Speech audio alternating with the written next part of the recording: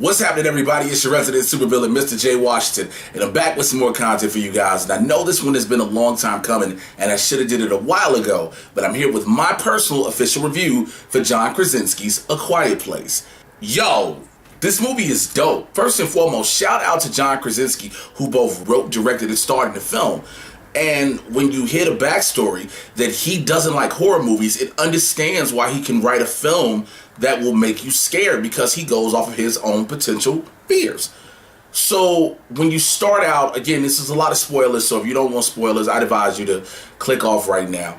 But it starts out, we see day 89. So we don't know what's happened in the previous 88 days. We jump right into it, which I kind of like. I like the fact we don't have to sit there and play the whole beginning, then wait to the middle and then have something else happen and then probably a cliffhanger. We get right into what's going on. And to an extent we see the family in the grocery store, no shoes on, everybody trying to be quiet, till the youngest child grabs a toy and his sister stops him. Now we find out that she's deaf, and it explains why the family knows sign language, which is good. But we didn't know how that was going to play into everything until a little bit later, like maybe 3 minutes later, when Shorty gets the toy, and they give him the toy without the batteries so it don't make no noise. He takes the batteries, and then basically that's what his little ass gets. Let's just call it for what it is. I could go by a scene-by-scene review, but I have a few quips with it that kind of just didn't work with me. You spent a year making a soundproof padded room, right? Got you. But you discovered if you're by running water, the creatures, monsters, whatever they are, can't hear you. So why don't you just live by the water so you can talk? Why don't you just live in a spot where you can have a conversation, you have fresh water supply, you can plant food, you can plant vegetables and stuff, you can still cook, but you aren't restricted? You know what I'm saying? That was the thing I didn't understand. Also, why are y'all making babies? Like, look, clearly she was pregnant when the first shorty died. I understand everybody says it's the end of the world, you're just gonna do what you're gonna do. At this point, you know babies make noise, and noise is the downfall of society with these creatures. Why are you procreating? Yo, put on rubbers, get your pull-out game up until all this is solved. Which, by the way, brings me to my next point. They discovered that the little girl's cochlear implant device, it will emit feedback, which will drive off the monsters, right? And he is sitting here studying, John Krasinski's character, the dad. He is studying how the inner ear works and trying to make her hearing aid better so she can hear.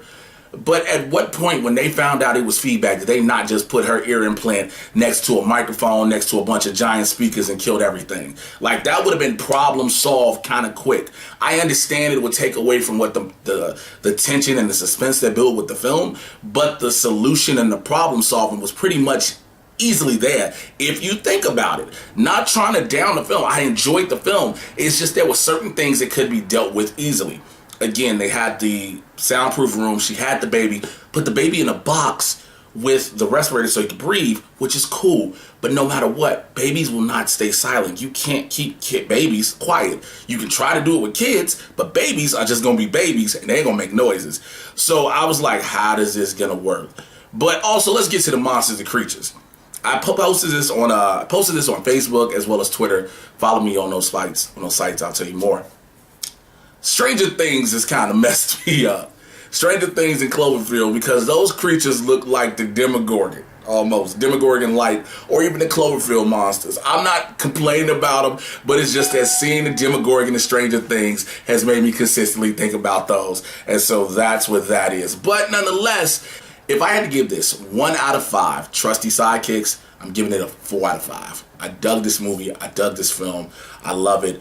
It left so much open. There can be a sequel. I would like to see that. Granted, again, John Krasinski's character, he sacrificed himself for his children, but the mother's still alive. The kids are still going. The daughter turns out to be a badass, and they know how to stop these creatures. I want to see where we had in the progression. Again, we're at day 89, and later in the film, I think we were at day 374 or something like that. So I would like to see where we go further, man. Listen, this is my thoughts personally. This is is my opinion. You know what I'm saying? It's nobody else's, no influences. Let me know your thoughts, your opinions in the comments below. Also, while you're here, like, subscribe, click on that notification button. I'm using this channel more to reach out to you all so you all can reach back out to me, all right? And while you're at it, make sure you follow me on Twitter and Instagram at Mr. J Washington. That's MrJaywashington.